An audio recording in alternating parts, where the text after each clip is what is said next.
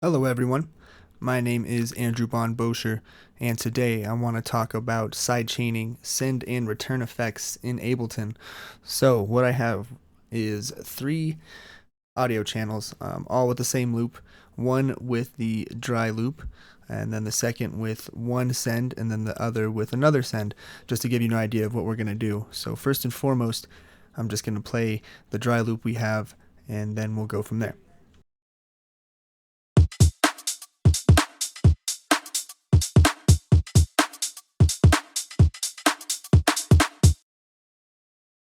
So it's a pretty standard UKG type loop. Pretty dope though. But so what we're going to do is we're going to start messing with the sends and returns here. So we're going to go, and I'm just going to solo out each channel, and you're going to listen, and then we'll go through how we did this. So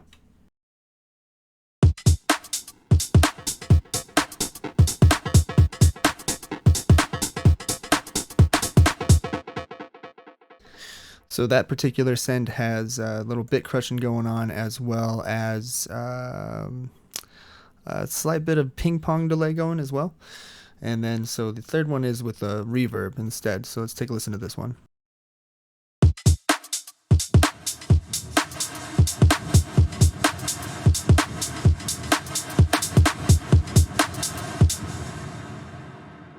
And that one is a little more aggressive with the reverb, but just to give you an idea of, how much it can be tamed with a sidechain.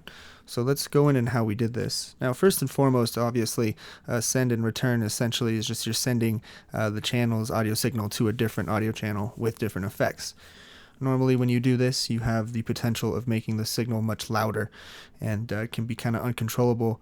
And there's a lot of ways to reduce the volume. There's many different ways. There's no right or wrong way to do this, but this is just a personal workflow that I found to be useful. But let's get into what exactly we're doing here. Let's start off with this second loop, again with the bit crushing and ping pong delay. That is send effect A. Now, what we're going to do is I'm going to turn off the compressor, but let's just kind of walk through what I have here. What I have is I have an audio effect rack. And the only reason I have this set up like this is I just like audio effect racks. I work in Reason as well, and I like the combinator, so I like to kind of keep all my devices in one central unit, if you will. But that's just me. So what we're going to do, though, is I'm going to delete all of this right here and right now, but I want to show you what it sounds like without the compression, with a send effect, with this effect that we have. So let's go back here, solo it out, and let's take a listen.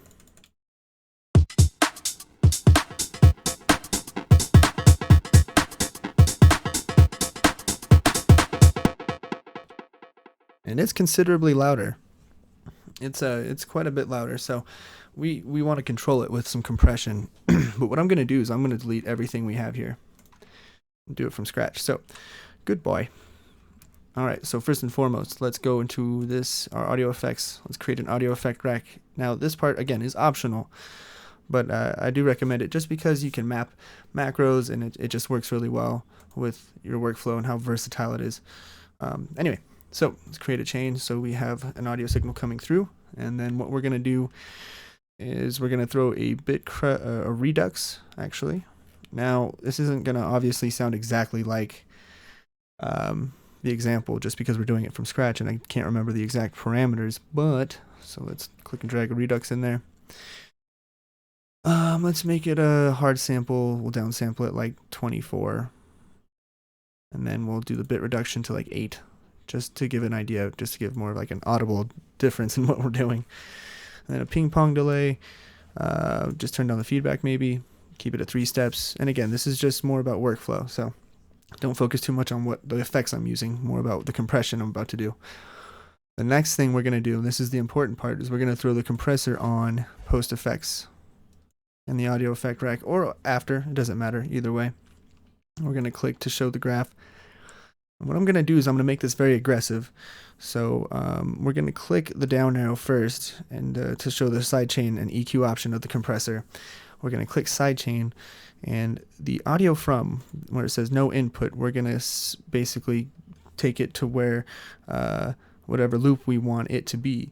Now I'm going to do the dry loop just for example's sake, but you can do any loop you want, or any loop, any audio channel I should say. But I'm going to turn the ratio up very high so we have like to infinite. So that way it's more of a brick walling that you're going to hear. And then I'm going to turn down the attack so it's more aggressive, and more release so it's longer.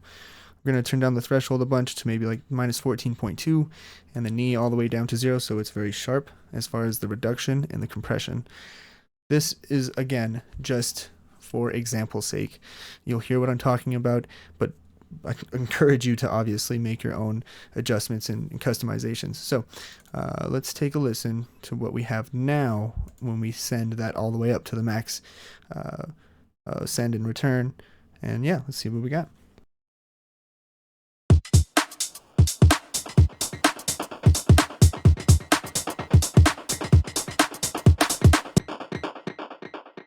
And that's much more controlled, and it's more subtle, but again, it lets the dry loop really shine through still, so that's good. Now obviously you can turn down the threshold, if you turned it off, this is what it sounds like again, so just for example.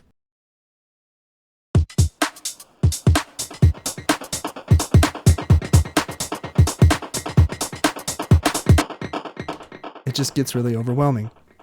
So it's just something to think about.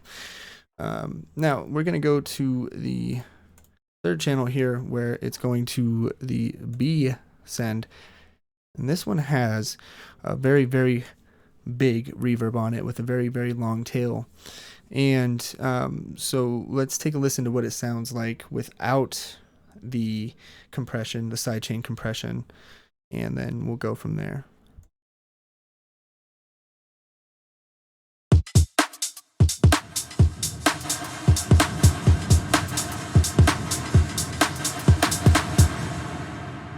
Now, the reason why it sounds pretty okay is because in the audio effect rack's chain, I turned down the volume to minus 7 decibels.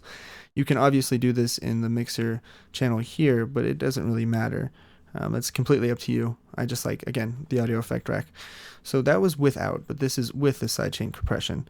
Now, we're not going to redo this because it's essentially the same exact process. I'm sidechaining from the original dry loop, and again, this, you don't have to do that. It can be from any audio channel, obviously. And yeah, so then let's take a listen to what it sounds like with the compression. And you've already heard it, but again, just the difference.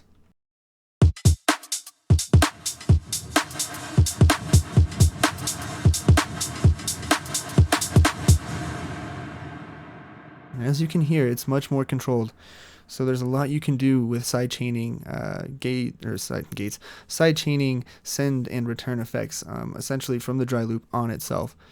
And it's just essentially a workflow idea, so it's nothing too crazy, but I do think it's important, and I think it can really help out a lot of people. So that's about it. I just wanted to show that idea. And so yes, thank you so much for watching. If you have any questions, comments, concerns, please let me know in the comments. And if you like the video, give it the thumbs up so we can get this information to more people. And that way we can always become better musicians, all right? All right, so yes, thank you so much, everyone. And I hope you use this, and we'll see you next time.